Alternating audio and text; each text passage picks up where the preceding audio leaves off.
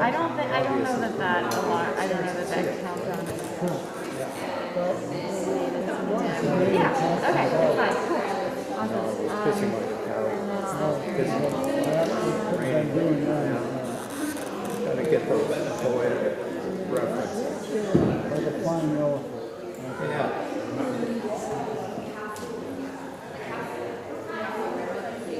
I think Sean told me that. Oh, yeah.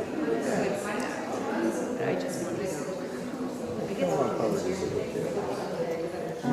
guess it's all right. You don't have to answer me right away. Okay. I just want to figure out if we need to like know now that we want to know how many people tuned in, or we can find out. I asked him about it. So Awesome. Thank you. Yeah. It depends on who I'm answering the question. Are you from Washington County? I've been in Washington County since 1971. No, that doesn't mean long. You know, that's like, are you from here? That kind of question. So why doesn't it ask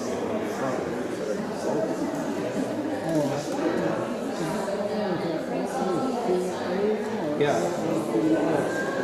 No, LLCAL.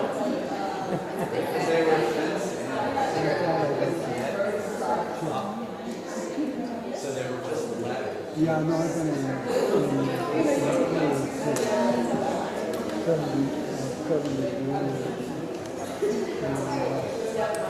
That was after the liquor store burning. I didn't do it.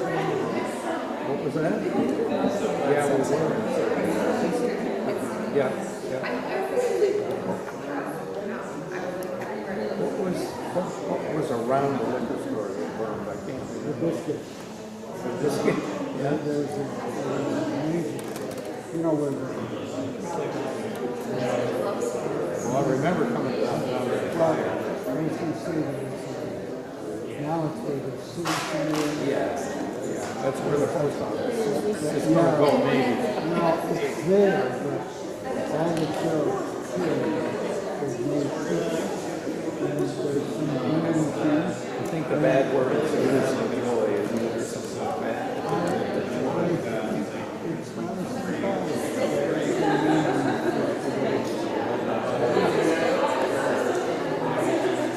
Yeah, I don't know, that's the Christmas dream, and they said, that was just a wild goose. We did it, Say again? Oh, I knew some. I knew some partners way back when I was in second grade. I think they were way back. That would have been in the Berkshires of Massachusetts. Well, there's a whole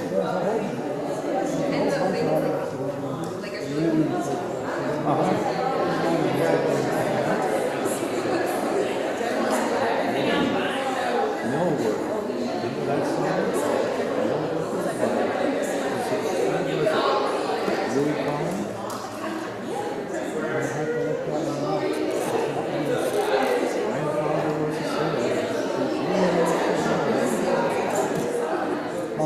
My father was a farmer. His only daughter. So we met up with a maid from Massachusetts. Died of these me these three faces to feed.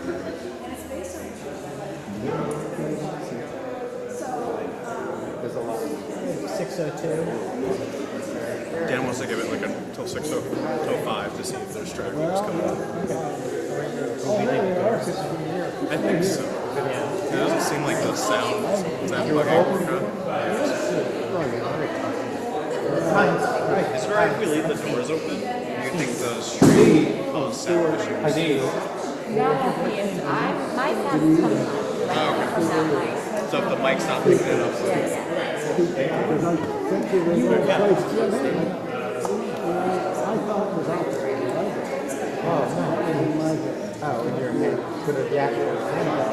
I know, when I looked at the print, I thought, oh, So you didn't actually come. You just told me. I thought Well, maybe you did, but I checked when I first well, that's started because coming. I guess I've never been inside.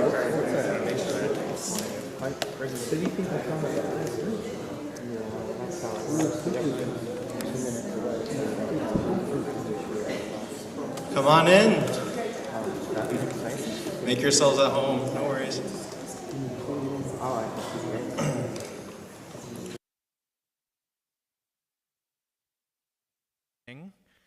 My name is Jacob Pelletier, and I'm one of the community program officers here at Vermont Humanities. And I'm really excited to have you all here for this special event with Amber McBride. I just wanted to say, again, thank you for being here and give a little context that we also had a beautiful day up at U32 High School doing some great events there. So I wanted to give a shout out to the school and the Meg Allison, the librarian up there, and all the students that participated in the workshops and Q&A that Amber participated in this today. So just thank you everyone for doing this warm welcome and welcoming everyone here to Vermont and having this important dialogue about poetry and writing and expression and what that means in today's society. For the folks at home as well, thank you for joining on our live stream. This is a part of our Snapshot program, which is a weekly humanities-based program that takes place all over the state, but there's always an opportunity to join virtually through the live stream. So feel free to grab some information at our table there about our upcoming programs. Next week we'll have Ace Learner, the reimagining of barbershops and queer spaces to kick off our fall festival. So that'll be online from the Manchester Community Library. And I also want to thank our sponsors for this event, especially the generous support of the Kellogg-Hubbard Library. So be sure to check out their silent auction in the back there, and just all the support they did to making this event possible. And you'll hear from Dan shortly as well. And finally, I'd like to thank the entire sponsorship of our Snapshot season, the Vermont Department of Libraries, the Institute of Museum and Library Services, and the Alma Gibbs Donchian Foundation. So thank you for all for that generous support, and now I'll hand it over to Dan.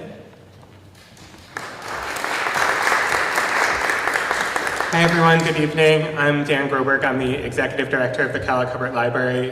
It's really an honor to partner with Vermont Humanities to host this evening's program.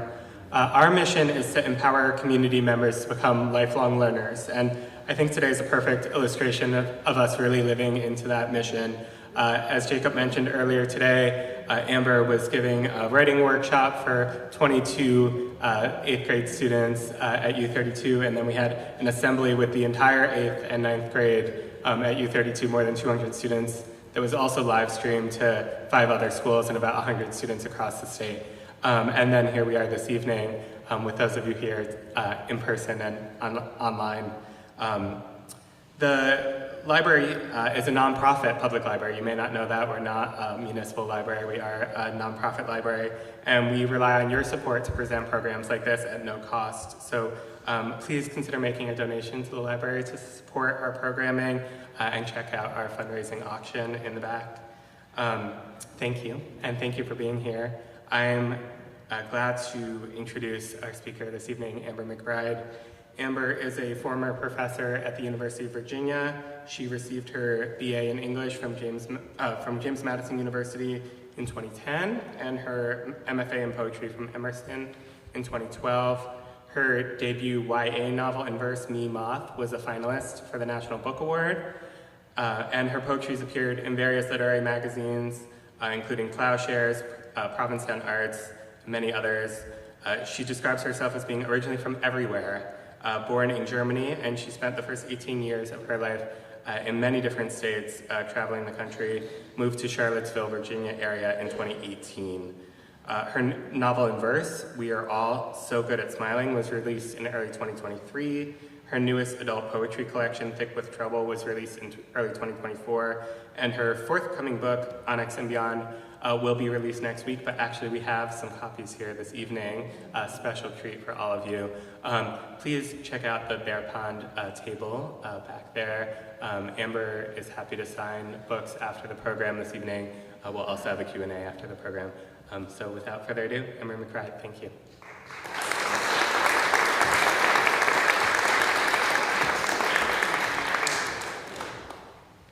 I'm convinced we get these like very nice introductions to remind us, like before we're alive, like, oh, you've done a lot, you've accomplished some things.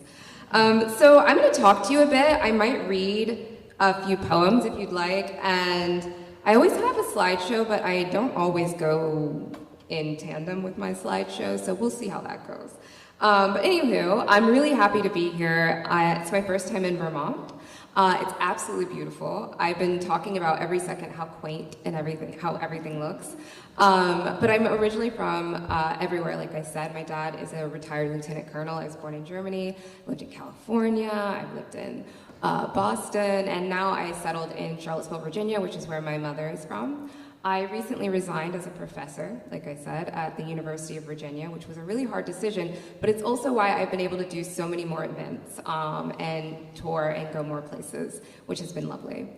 So today I wanted to talk a little bit about being a writer and being a Black queer writer and what that means, and also this idea of when you start writing and you write books and you write, for me, in young adult, in prose and in verse, people start to ask you, well, what kind of writer are you? And I'm like, I don't know. I mean, maybe I'll write a thriller. I'm currently working on an adult Gothic novel. And I start thinking, like, people are very like, but what, aren't you supposed to be in a box? Aren't you supposed to be doing one thing? And I was doing an event with my editor, and she asked me a similar question.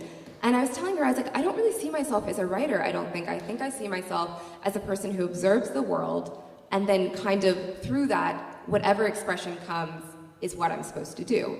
And so it made me think a lot about one of my favorite writers, Zora Neale Hurston, who wrote Dust Tracks on the Roads and lots of other books, but she was a folklorist.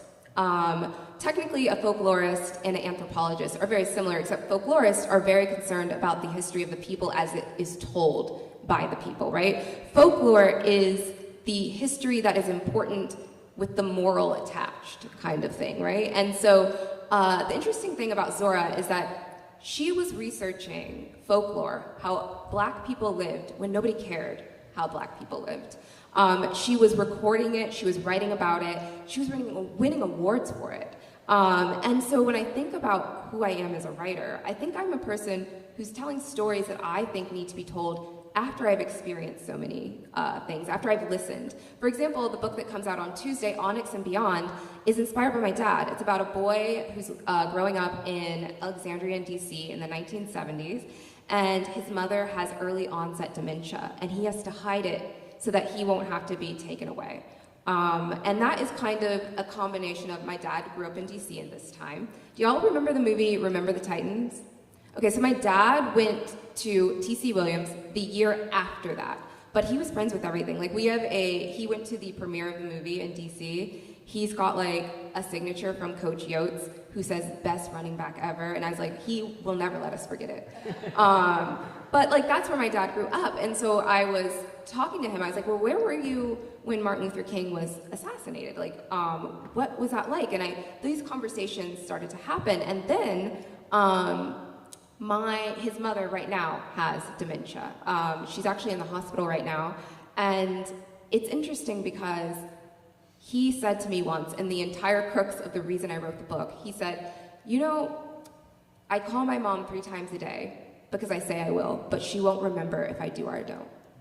And that really hit me. Like, it really hit me that he's doing it because he knows.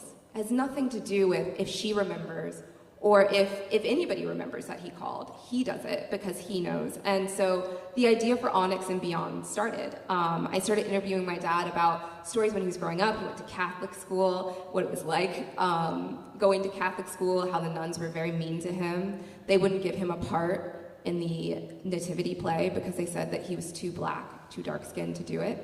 But my dad being the person he is, and that rubbed off on me, kept protesting about it. So they finally let him be the man who said, they went that away. And he talks about it to this day. He was very proud of that. Despite going to Catholic school, he's a very religious person today. Maybe not specifically a denomination, but he's a very religious person. And so it's really such a privilege to like talk to my dad so much when I was writing Onyx and Beyond, because I learned stories I didn't even know about. So every single story I tell in that is correct. At one point, Onyx is jumping out of a window on the 3rd story of an apartment building onto a mattress. My dad did that. So like, it's really, really been an interesting thing. And the book, Onyx and Beyond, is dedicated to my grandmother, Bernadine McBride, who has dementia. So yeah, that's one of those things where, once again, Zora was collecting information, I'm interviewing my dad, and I'm creating a story around it. I'm trying to preserve something that feels authentic. And which gets me into the idea of, why do I write in verse? And I think that poetry is such a underused tool in literature. I think that we think of things like poetry collections, like my collection, Thick with Trouble, but we don't often think of something like We're Also Good at Smiling, which is a plot with a beginning, middle, and end, told through poetry, right? And I think that when I write poetry, or I decide to use poetry as the median for a particular story, it's usually because I need the audience to feel something I cannot explain. That's when I use poetry. For example, the book Gone Wolf, which is another one that's about, let me tell you the premise of Gone Wolf. Gone Wolf is a book where a president doesn't believe that he lost an election, and so the southern states leave the rest of the United States, and they live in an area called the Bible Boot, where a new form of enslavement is reinstitutionalized. That was the premise. I sold this book 6 years ago, officially. It didn't come out until last year, and when I sold it, I was told that the plot was unrealistic, which I now think is very funny. Gone Wolf isn't in verse, because the thing I was trying to tell when I was telling the story of Gone Wolf wasn't a feeling. It was more of what happens when we keep telling history incorrectly. It was more of a thesis. So I needed that breath of prose to be able to tell that story. But my other books are all in verse, and they all utilize that. We're Also Good at Smiling is about a girl named Whimsy who has clinical depression, and she has to travel through a haunted garden. How many people here have read Dante's Inferno at some point? Yes, I felt like it would be a lot of people. So this was the inspiration behind that. So like in Dante's Inferno, you're traveling through hell, you have to come out the other side. In this, the phrase that is repeated that's also in Dante's Inferno is the only way out is through, to travel through depression. Because it's for young adults, it's a little bit more whimsical. Instead of circles of hell, we've got different fairy tales. People who are helping her along. We've got Anansi the spider, we've got Baba Yaga, we've got Mama Wata. But all of them represent this idea that anybody can get stuck in this like place of depression. And in the end, the thesis isn't, oh, I want you to know this. It's more of a feeling of I'm not alone, which is why I wrote it in verse as opposed to prose. So that's kind of just a little bit about my process. Let me look at my slides to see what I actually came here to talk about.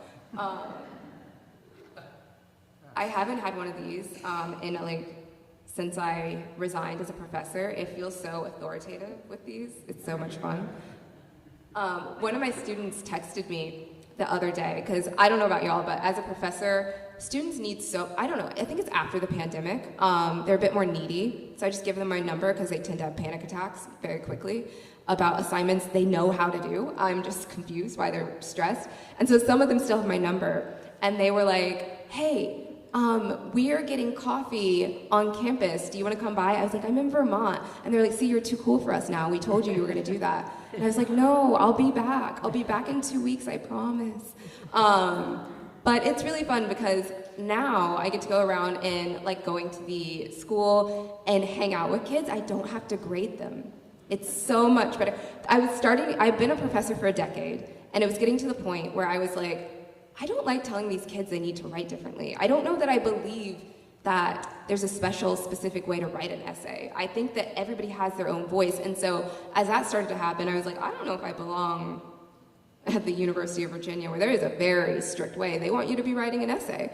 So that's why I decided to resign. But I get to hang out with students now and not grade them, and hang out with my old students and see where they're going. And that's much more exciting for me. Oh, do you have a question now? Yes. Yes, go ahead. Can you tell us what poetry is? And by that I mean, does it have to rhyme? Okay, that's a great segue. So yes, I am happy to tell you what poetry is. I can't define it. That's the answer. I don't think anybody can define it, right? I was just at the school and I was like, so rap music, Kendrick Lamar. Does anybody in here listen to Kendrick Lamar? He's a rapper. If you haven't, Kendrick Lamar is the only rapper to have won a Pulitzer Prize for his rap music. That is how good this man is at rapping. And he doesn't use in-rhyme, he uses internal rhyme, which is an entire different kind of class that we would go into if we were talking about that. But this idea of what poetry is something we have to deconstruct. Because the people who decided what poetry is were straight white men. That's just a fact, right? And so when we start bringing everybody else into this, we have to create a community where we can say that poetry are these other things. And when we say poetry is one thing, kids start not liking it, right? They start thinking, this isn't for me, I don't like Shakespeare. I didn't like Shakespeare until I was like 25. Now I love Shakespeare. Now I'm a fan of Shakespeare. But if I start out with Shakespeare, why would you what's the first thing you show a kid is Shakespeare? Are they gonna love Shakespeare? No. They don't have the time, they don't care what Shakespeare's talking about. And so if the first thing you say is, your favorite rapper, let's look at their lyrics and see where they're using metaphors, that becomes a more interesting assignment, and then they start looking for poetry themselves. So I never define poetry. I think that poetry is what you decide. I was telling students, I was trying to get the football players to be interested in poetry, and I was like, and I know nothing about football, y'all. It's not my thing. I was like, when the quarterback throws the ball, and then that person who's supposed to catch it, catches it, and they're naming the things, I don't know what position that is. And it's perfect, and they run it in for a touchdown, everybody's screaming, and there's this feeling we all have goosebumps. They were like, yeah. I was like, that's poetry. That moment is poetry because it makes you feel something you cannot explain, right? When you read a Mary Oliver poem, and shoot, what is it? Wild Geese. That one's been in my head lately. And that line, when you're a person who has clinical depression and you think that you're not good because you have all these privileges, but you're still sad. And the first line of that is, you do not have to be good. That is such a declaration. Poetry touches you in a way that you cannot explain. And so to define it is to give it a disservice, right? We can continue to change the definition of poetry. And I think that for me, I was also a ballet dancer. Dancing was a type of poetry for me. Sometimes still, people ask me about my process. If I can't figure out a line, I'll dance and then write the line. Somehow through that movement, I've figured out what I want to say. So I think that definition, the constraints of poetry, are useless in the sense of when we're trying to introduce people to poetry. Now, if you're studying poetry, yes, you're going to learn how do you write a sonnet, what's a haiku, what's a palindrome, what's a rhyme scheme. You need to know all the rules so that you can then break them correctly. That's important. But I think that when you're starting out, if we're talking about young people, we have got to stop being pretentious when it comes to poetry. At least that's what I think. Okay, let's see. We'll do more questions at the end. I promise. Oh no, I did it backwards. Yay. Okay, those are just some of my books. I already talked about that. And these are the ones that are coming. So Poemhood, are there any teachers here? Hi, thank you for what you do. Poemhood is a fun one because it's an anthology. It's an anthology of all Black poets, living, young, and ancestors is what we call them. So we got the rights to Lucille Clifton's poem, and that's in there with some other poets. Kwame Alexander is in here. There's a lot of different Black poets talking about the Black experience. I mention that because if you only can get one book, it's got about 35 poets in there. Nikki Giovanni's in there. I could just list off some really big names. It's very impressive. But it was very much of a headache. My co-editors, Taylor Bias and Erica Martin, the way that we were collecting rights and begging estates to let us use some of these poems, but in the end, it came into this nice thing. And we do have that back there as well. Let's see. Oh, and Thick with Trouble is my poetry collection, my first adult poetry collection with Penguin Poets. And that's where, I guess, I finally, because I went into young adult first, for lots of reasons, if you have questions about that later. I decided to do an adult poetry collection because I think that often people think, why do you write for young adults? Because you can't write for adults. And I write for young adults because I think young adults are much more interesting.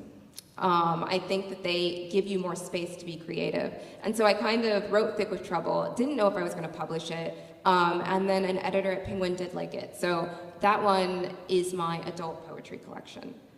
Let's see. Backwards, I went backwards. Okay. So this is, I always put some pictures because I feel like pictures are fun. When we talk about the written word and telling stories and folklore and everything, I think that so much of yourself is in poetry. I think that you can't write good poetry without putting some of your own heart into it. You think of we were talking about Mary Oliver and her passion for nature. Nobody writes about nature like Mary Oliver does. That's so much part of her experience. And so for me, I am Black, clearly, and I'm queer, and I also practice hoodoo, which is an African-American folk magic system. It's not the same as voodoo, if y'all want a lesson in that. Voodoo is a religion, hoodoo is a practice. Hoodoo was created when enslaved African Americans were not allowed to practice their own indigenous culture things, and so they created this new, idea of what religion was for them, using Native American, African, and Christianity, and all mixed together. There's a lot of herbalism in it as well, but it's called hoodoo. It's something that I practice. It's something that Zora also researched, called Hoodoo in America. And at one point, hoodoo was so prevalent that the president of the United States, I forgot which president it was, literally had what they call a mojo bag for his health in his pocket. So hoodoo is prevalent, it still is, but it was pushed underground when it became illegal, and people were saying that you couldn't practice it, you could be arrested for practicing it, and essentially how herbalists now get kind of harped on for things. I was telling students that there was a spider in my apartment, or in the hotel I'm staying at, and I was saying I don't really love to kill spiders, but I wasn't gonna let the spider chill in the room, and I wasn't gonna take it outside because I have arachnophobia. But I was telling them that if you mix peppermint oil, cinnamon, and water, and a little bit of dish soap, and you spray around your house, it repels spiders because they don't like how it feels, so they won't even come in your house, so you don't have to kill them. And I was like, that's some hoodoo for you. It also keeps out evil, so there's one. I've got everyone I know using the peppermint trick, and they were like, spiders, and I live in the country, y'all. I live on 40 acres of land, and I rarely see spiders. I'm gonna knock on wood now, because I feel like I'm gonna go home. There's gonna be a spider right in the center of the hall, right? After I said that. But yeah, it's a really wonderful system, and I'm currently getting my degree in medicinal herbalism to learn more and to be able to work with that a bit more. I keep forgetting which way. Oh wait, my favorite thing about that, going back, forward. I want to point out me. I'm right here in the corner. Can you tell that I was doing too much as a kid? That was a family reunion. My sister is also in the matching outfit, but I just look like I'm about to just run in the woods and do something I'm not supposed to be doing. But yeah, I love that photo. So we talked about this. When you talk about telling people a story, which is what we do when we tell stories. Let me do a time check. Oh, we're good. When we tell stories I think when you say you're going to tell someone a story, you're telling them a bit about a part of yourself, right? You know when I know everyone's had this experience, when someone older than them is telling, whether it was a grandparent or an aunt or a great aunt, is telling them a story, and you're in it, right? And they're telling you, and they're really giving you a history that you get to keep and tell someone else eventually, right? And this becomes this almost sacred process of the way that we tell stories.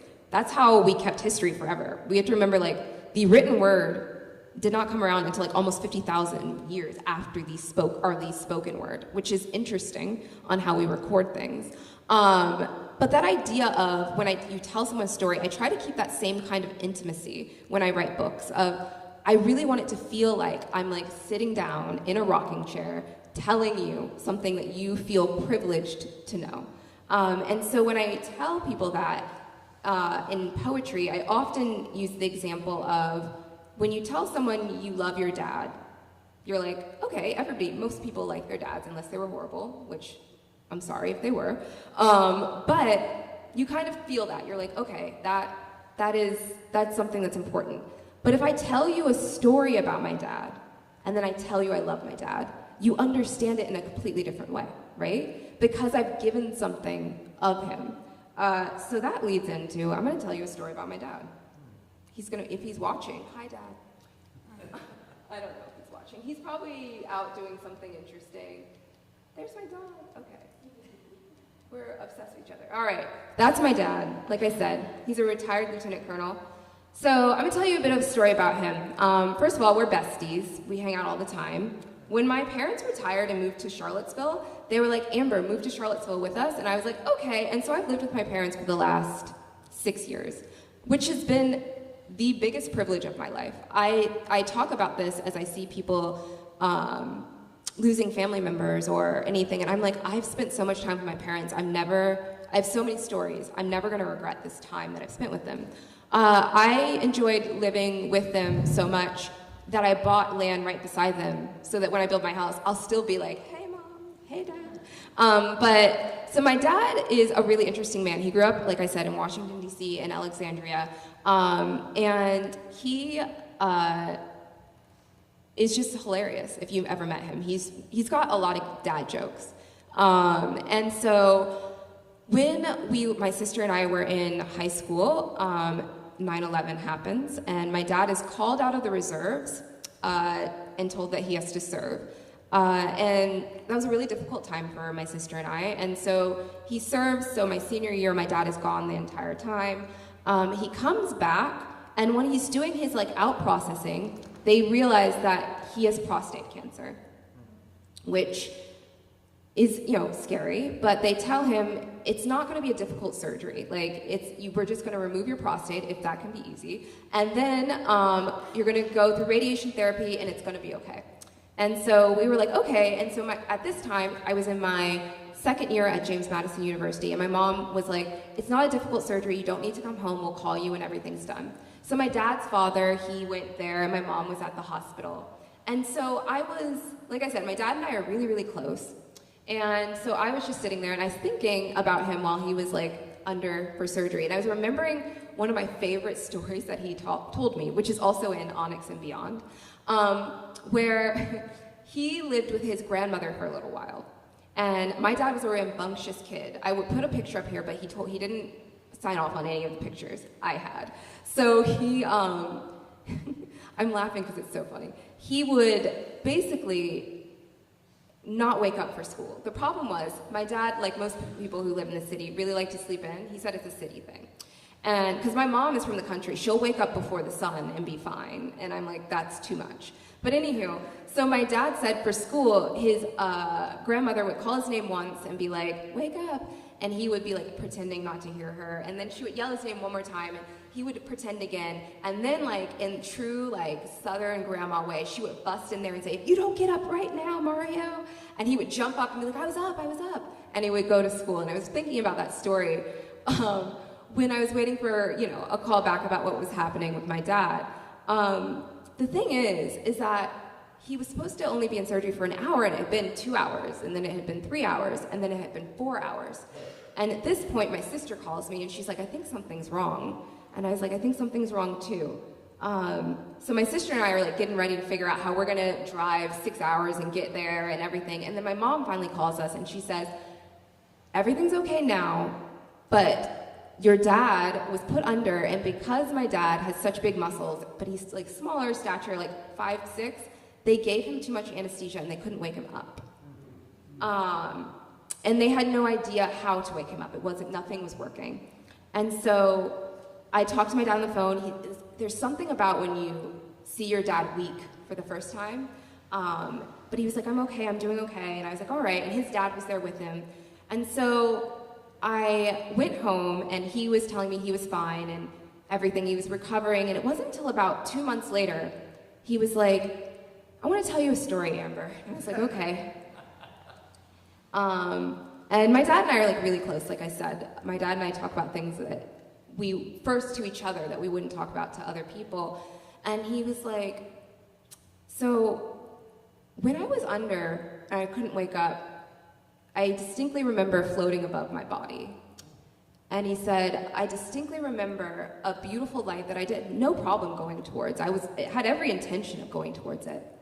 But then I heard my grandmother yell my name once, twice, and on the third time, I woke up back in my body, and the doctors had already thought, there's nothing else we can do. And so I thought about how I was thinking about that story, and how he was thinking about that story, and how his grandmother, who isn't with us present in a body, but somehow spiritually, found a way to make sure he got back to his family, is something that I cherish. And that's when I say, there's things you can't put words to. Some things just give you goosebumps, and you can't explain it. And that particular story is one of those things. And so when I say I practice hoodoo, when I say I'm a poet, when I say I'm a folklorist, I think it means that I believe in life in ways that I can't explain. And I'm okay with not being able to explain it.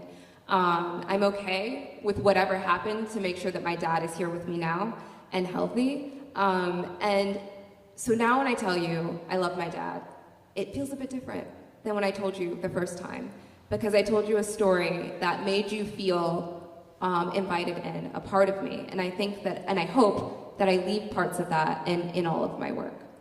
Okay, I think we're almost at questions. Would y'all like to, do you want me to read a poem? Do we? Okay. All right. Do we want one? Let's do the poetry collection. I get to read from that the least. So Thick with Trouble is a poetry collection that is told from the perspective of a lot of Southern women who I was raised by. So my grandmother had 13 brothers and sisters, and all of them had kids. I have a very big family. And this particular, last week, the oldest member of our family, my Aunt Mildred, passed away. But she was 94 years old. And so all of the women who helped raise me, this is kind of like an ode to them, because I think we often see trouble as a bad thing, but John Lewis talked about good trouble. There's good kinds of trouble. And so I was trying to reinvent that idea of that name. All right. Now the question is, which one do I want to read?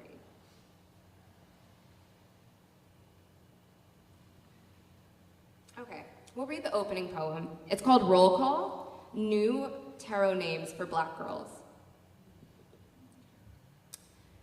Call us something lovely, mischief-changing robes. Call us hardened honey's brownness on the tip of the tasting spoon.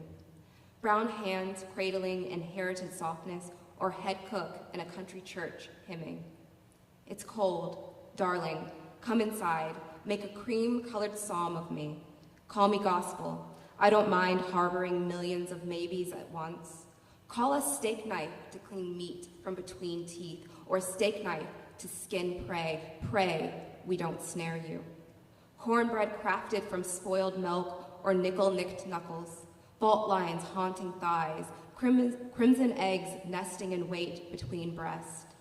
Been called liars and midnight's evil twin. Deceits blossom like fungi. Black girl will hatch a long red snake thing, a bloody cord that will strangle on command. Black girl will sin with anything with half a heartbeat, even a disease. That's fine. Call us pestilence's hands edging Atlas, the reason he begs and drops it all. Call us end of days or pretty despite the blackness. Come into my soft coffin, my mouth buzzing flies. Touch my heartstrum one more time. I don't mind. I offer the death card to everyone. Been called trouble, that good, good kind. So it's kind of a declaration in, I don't really care what you think about me, kind of thing of being a black woman and being told you're too this, too loud, too angry, and then you can't be too soft or too anything. And it was kind of saying, I don't really care. I'm not gonna cuss in church, but kind of like, you know. Y'all know. I'll do one more. I have one in mind. It's called, one second. I didn't even think about reading. I just saw all of you here today and I was like, maybe we will read something. It's a moth one because I was like, let's keep being obsessed with moths. When you haven't read from your, oh, I like this one too. Which one do we want to do? It's also divided in sections with reimagined tarot cards, if you're into that. I pulled a card today. I pulled, what did I pulled the devil, but reversed, which I really just means I'm about to fly on a plane and travel is going to be annoying, really, traveling back home. Let's see. I can't find the one I'm thinking of. Oh, here it is. Perfect. It's called Ghost Moth. Naturalists tried to catch them by showering pellets, strangely elusive. They hardly fell like snow, or sleet, or medium-sized hail from the sky. They flew just darty enough, reached just high enough, seduced the space between tree branches just enough. The truth is, their bodies are so thin compared to their wings. By shrinking themselves for years, the bullets just missed their black souls. Naturalists called them witches or ghosts, because anything that dodges death that much ain't all the way human, which is also why naturalists don't mind killing them. All right, I think we can open to questions now, if there are any questions. Oh, you're gonna get a mic. Just something you mentioned about how, like, earlier on, there was no one correct way to write an essay. Are you familiar with a book called Bending Genre? I can't remember who wrote it, but... I haven't heard of that book, but is it basically about the genre that you work in doesn't have to be? It's basically mix matching content and form when writing. And so, yeah, basically, like, writing an essay as a poem, writing a poem as an essay. Is that my mic? Oh, it's because two are happening at once. When you're talking like there's no one correct way to write an essay, it reminded me of that, and it's a very interesting book. I will definitely check that out. Thank you. Oh. Hi, is this on? Okay. Earlier you talked about the heightened anxiety level among your students coming out of the pandemic, which I think is something anybody who's been in a classroom the last couple of years notices. And I wonder about that in terms of young writers coming up and the things that you inevitably encounter as you establish yourself as a writer, including what will seem like a ridiculous level of rejection. So what advice, you've got some college students in here, so what advice or what thoughts do you have for younger writers about dealing with that in a world that's already really kind of scary? Right. So that's a great question. Thank you. I think that when you're young, developing the idea of like what your voice is and understanding that it is unique. And so in some instances, for example, I did count my rejections because it was a lot. But I was rejected over 152 times for agents, another 60 times for books. Some of the books that were rejected are books that are now published. That just shows you it has nothing to do with your skill. It has to do with like finding that one reader who understands. And so when it comes to rejection, I think you have to look at it as that wasn't the right fit, that wasn't the right person, but also know that you're doing something very specific. And if you're doing it in a way that feels authentic, it's going to take a little longer because you're not doing what everyone else is doing, right? You're creating a new space for what that has to be. And when you establish that space in an honest way, people don't expect things from you anymore. So like when I have a book coming out, nobody like is worried. They're like, is it young adult? Cool. Is it adult? Cool. Is it sci-fi mixed with fantasy? Sure. For Gone Wolf. And they're like, they don't expect because they know my books do weird things. But if I had changed the way I wrote, to try to get in and then did that, I don't think I would have a career that I have. I don't think I would have the success that I've had. But I think it's really authentically knowing that and trusting your own voice. because nobody can tell you your voice isn't relevant, just like your story is always relevant. But it's really difficult because there's no way around the amount of rejection when it comes to wanting to publish in a way that is traditional. There's always self-publishing as well, which is an option, but I just say, like, keep reading, keep writing, and keep trusting your own voice and developing that. Yeah.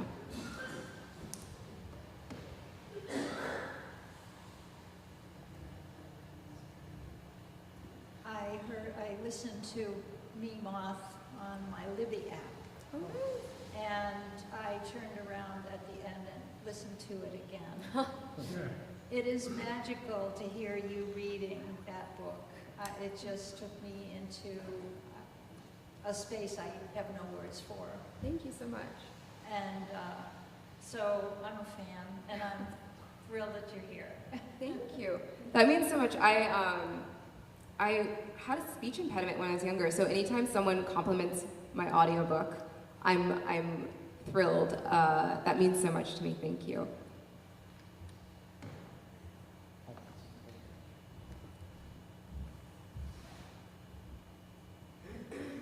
Hi, thank you for coming. I was just curious if you would be willing to share a little bit about your relationship with your mother.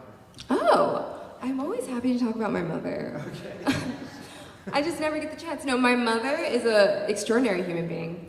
So my mom grew up in the country in Charlottesville, Virginia, and she grew up with a single mom and helped raise her two brothers.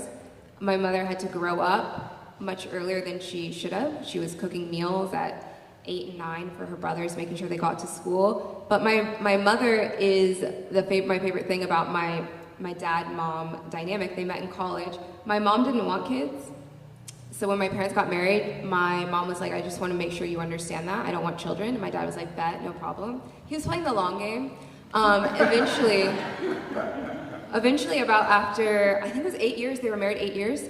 And my mom saw how good my dad was with kids and was like, okay, you can have one kid.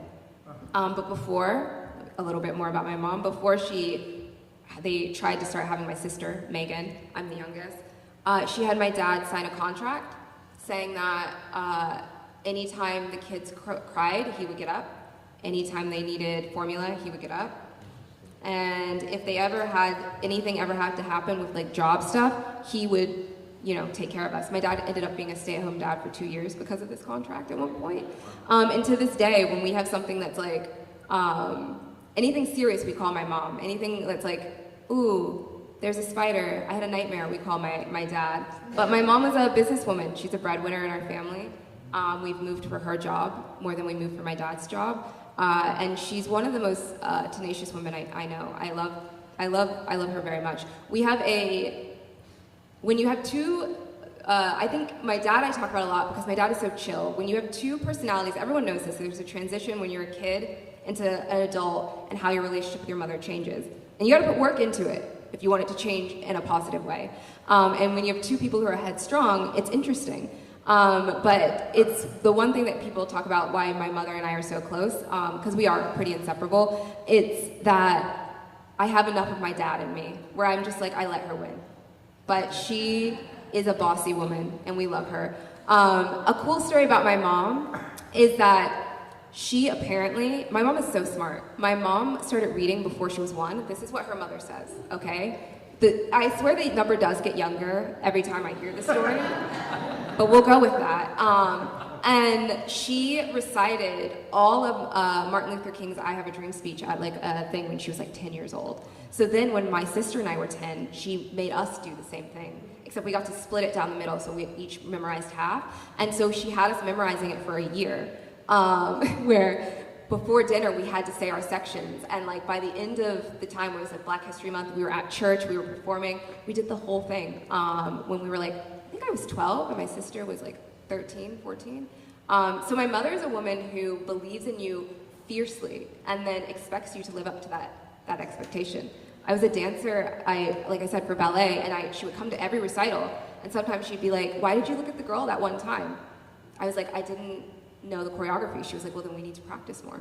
So she's this woman who has made me into a woman who I can handle any kind of critique. My editors are like, I'm sorry, I'm like, nothing's gonna upset me. And if she's listening, she's gonna be mad. This particular book right here, We're Also Good at Smiling, my mom is my first reader. I don't trust my editor with my work or anything. My mother reads my books before anybody else.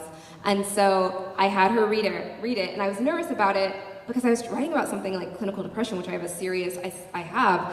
And I was like, what did you think about it? And she sat down and she was like, I really don't like this book. And I was like, okay, what about it don't you like? And she was like, it feels inauthentic. I know I've seen what you've gone through and I feel like you're cutting edges. And I was like, okay, you're right. And then I went back to the drawing board, dismantled the book, reassembled it in 2 weeks, gave it to her, and now it's her favorite one. So she's a woman where like she doesn't critique needlessly, but everything she says you can really like understand that she wants you to do better. So yeah, you get me started talking about my mom. I adore my mother, very close. Thank you so much.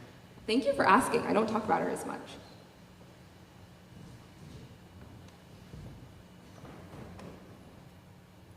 Hi, first I want to say thank you for talking about living with your parents. I got the gift of living with my son for 1.5 years just recently, and it was just amazing. So nice. I just think I wish more people understood that it's not like a crutch, it's a gift. Yeah. So thanks for talking about that. My question is, I know you don't have a lot of control over your covers, but is there a story behind the cover of Thick with Trouble? There is, and it's that I got to pick that one. The only one. So, first of all, thank you for sharing that. Living with your parents, if you ever get the opportunity. Like, for example, I'm gonna fly back home, right? And my dad's gonna pick me up, and my mom's gonna be like, your favorite meal is already ready. You know what I mean? Like, it's something, they love you different. And also, you don't settle. Everyone says my parents spoil me, that's why I'm single. And I was like, probably. I don't need anyone. My parents know how to treat me. But yeah, so Thick with Trouble, it's actually a painting called Marie Antoinette is Dead, from an artist, and she has an entire collection. And so I saw the painting and I lost my mind. I was like, this is beautiful. And so I told Penguin, and they went to try to get her to say yes, and she did. And so this is like an original art piece that you can see. It's actually going to be in DC, I think next year. Like, extremely talented artist. So yeah, that was the only one. All the others are from like scratch. They're not from artists, so that's kind of like they're building them, and it's like, hopefully you like it, but all of my cover artists have been amazing. I feel so lucky. When you like line up my covers, I'm like, I'm just so lucky to have such beautiful artists working on my covers. They just get it. I love it.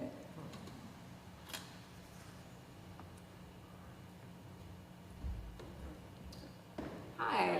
I just want to say it's like a privilege to have you here. It's really amazing to see you here and to hear your story. I'm here with a group from Norwich. I'm a recent graduate.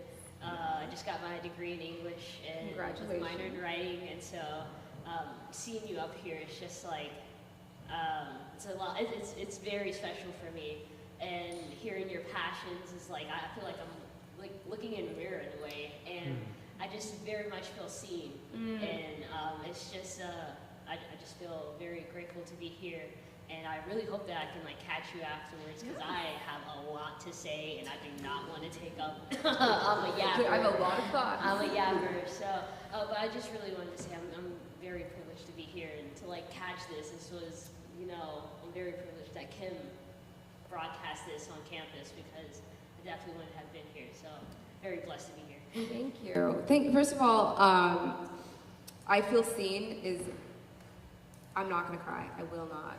I'm holding it, we got it.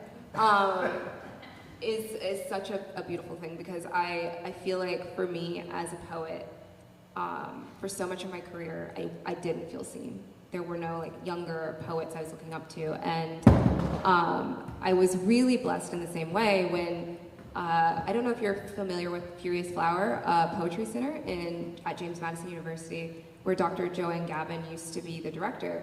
Out of grad school, she hired me there, and it's a Black poetry place, and It's the only reason I'm standing here today, honestly, because when I went to grad school, it took away my voice so much to be the only, except for one other, Black poet in the program, and to be so not understood, that if I hadn't been like engulfed in people who I thought saw me afterwards, I don't know that I would have been able to rebuild up my voice. Grad school gave me all the, the technical things I needed, but in a way it took away my voice. So it always means so much when you say, I feel seen, because it means so much to see someone doing the thing that you want to do. So thank you, and thank you for being here. Yeah. Yes, we'll get you the mic. I'm going to start with a little story. Oh, we get a story. Like your dad's story. Denise and I got into the canoe and paddled north in Lake Champlain to Basin Harbor, where John Hartford, famous Southern songwriter, performer, near the end of his career was giving a concert. Mm-hmm. How did we miss him for our whole lives? And now, listening to your presentation, where do I start? What book should I read first? What do you recommend as the right place to start? Out of my books? Yes. Oh. I think that the book that I did everything I wanted in and I feel proud of and never would edit is my first book, which was Meemaw, this one. The reason this one is because it would have been my first book that sold. And when we talk about the amount of rejection, it was after I said, you know what, I really don't care anymore. I'm gonna write whatever I want. And I wrote this in less than a month and was like, nobody's gonna want this. This is like so much of who I am. And my editor, Liz Sabla and Macmillan, loved it. And it was the first book where I did everything I wanted. I put in my spirituality, my personality, and it all seemed to come together. So I always suggest Meemaw. My second suggestion is always whatever one you want, because I feel like all the others kind of also, you'll get it.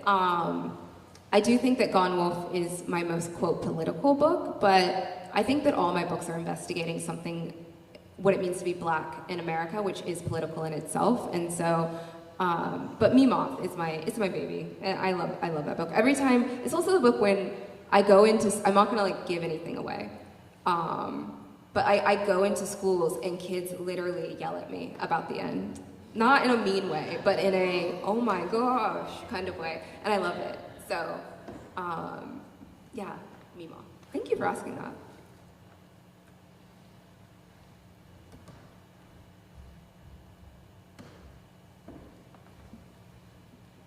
Thank you so much for being here today, and I'm so excited also to read your work after this. I had a question about writing for young adults, especially after your comment earlier around what you're seeing working with students at this moment in time. Yeah. I'm curious if when you're working on a young adult novel, if you're thinking about or positioning it with what the generation is experiencing right now.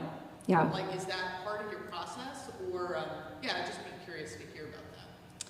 I think it's part of my process in the sense of like, when you're around young people, you're so tuned into what they're feeling. I think in college in a different way where they feel like they can express it. I feel like in high school you're still like, I don't need anybody. In college, they're much more like wanting to talk about your feelings. And so yeah, I put a lot of that in my books.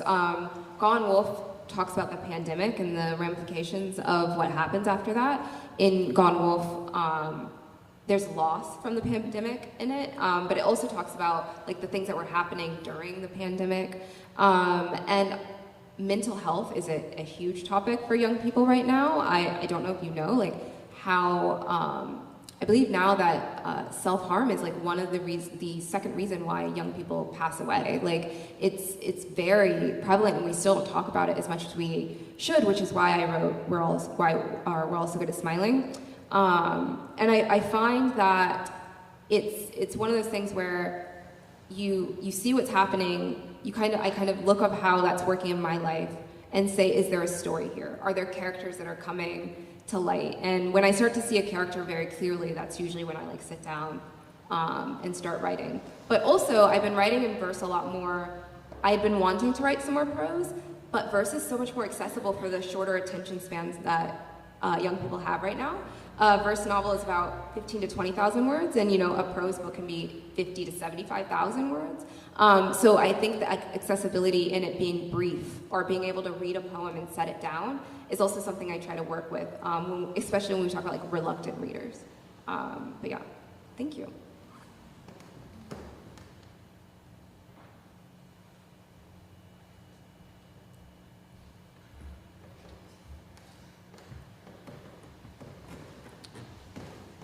Hello.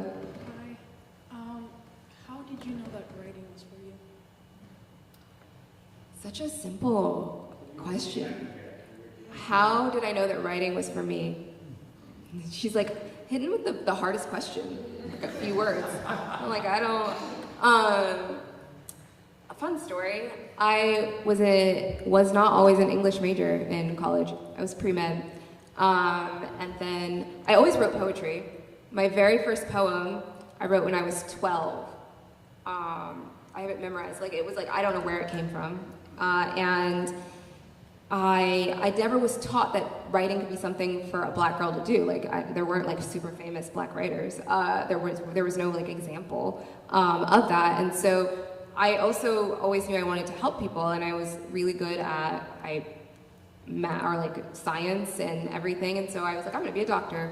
And so I went to school. I did almost all the pre-med classes, and then my junior year I got into a car accident. It wasn't a bad one, but I was in a hospital because my mom was like, you're gonna go to the hospital whether you feel fine or not, because we're gonna make sure you get a check from insurance, and you're gonna make sure that you went to the hospital. And I was okay. So I was sitting in the hospital, and I was like, I really hate it here.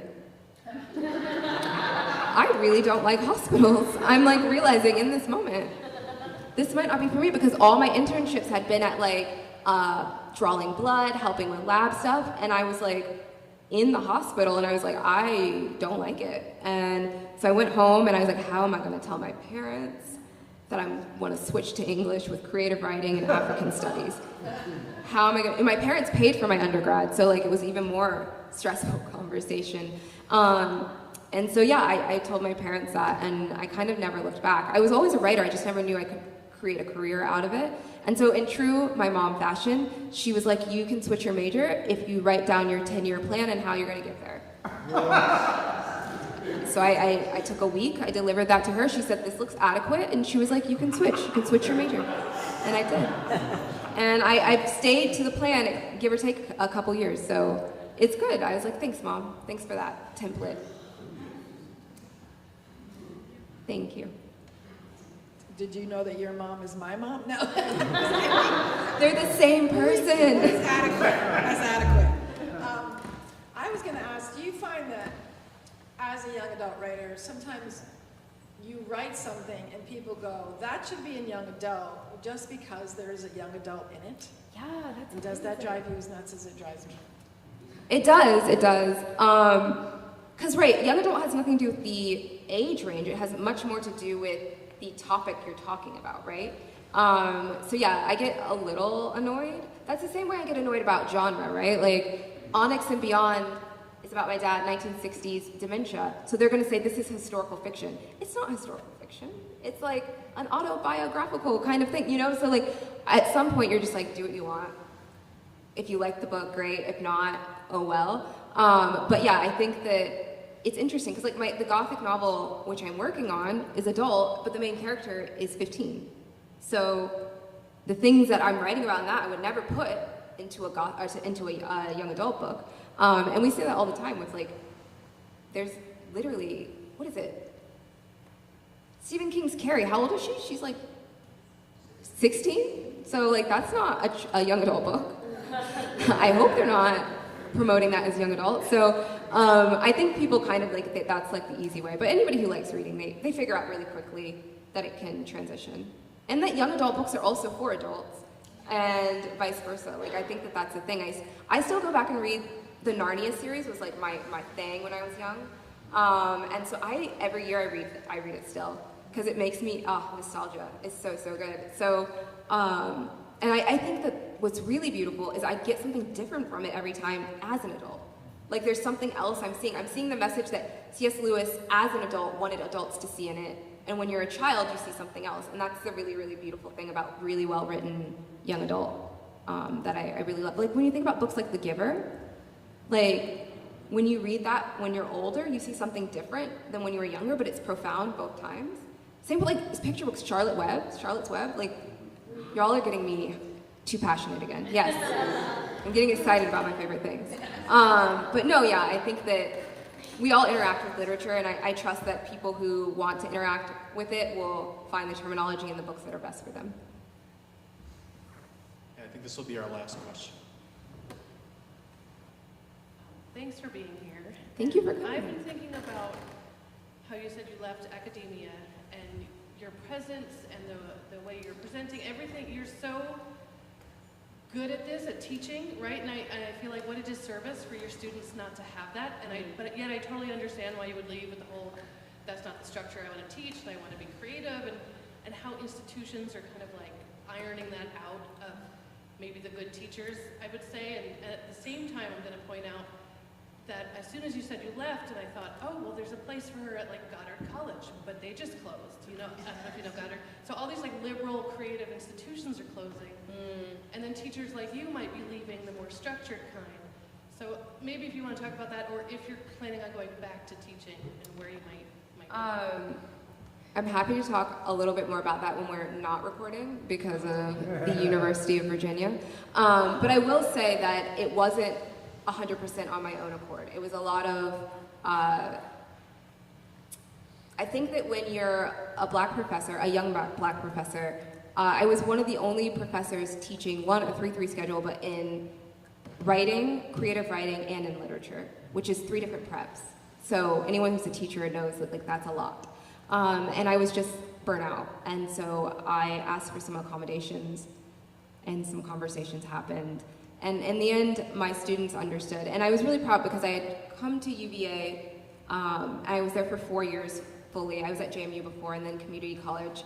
And I think what I've realized is I like community college better, for me, for the way that I teach. But my students were graduating, the students who came in with me were graduating the year I was leaving. So I was at their graduation. It felt like we all went through a cycle together. I love teaching, I already miss it. So I do think it will definitely be in my future. Where? I'm not sure yet. But I do think that the teachers on all levels who really are there for young people, sometimes these rules are put in place and it's a disservice because you gotta remember, like all kids don't learn the same, and sometimes you gotta try different things, and being a good teacher is like understanding that. And also being a good teacher, last thing I wanna say, and it's also about writing for young adults too, is that I look at young adults as completely fully formed humans. Like, I don't think I know more than them. I don't think I'm more intelligent than them. I believe that they have their own ideas and opinions that are valid. What I'm trying to teach them is how are you articulating those ideas so that you can say your feelings, right? And so I think that that level of respect for young people is also why I love writing for young people. I think they're absolutely extraordinary. And so if I didn't end up back in the classroom, I'd be very, very surprised. But thank you for that. Thank you all for coming. This has been lovely.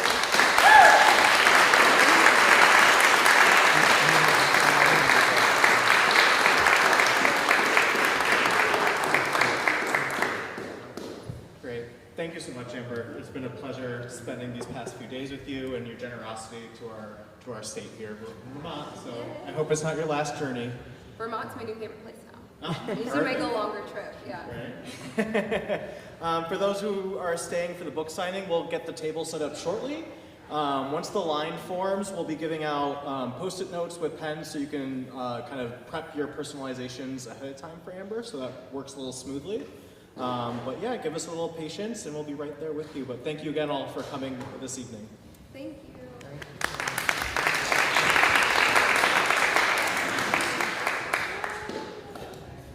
Vermont needs to give you a gift, and here it is, a book for you to read from Vermont. What is A it? Day No Pigs Would Die. Wait, what's the author? Robert E. Peck.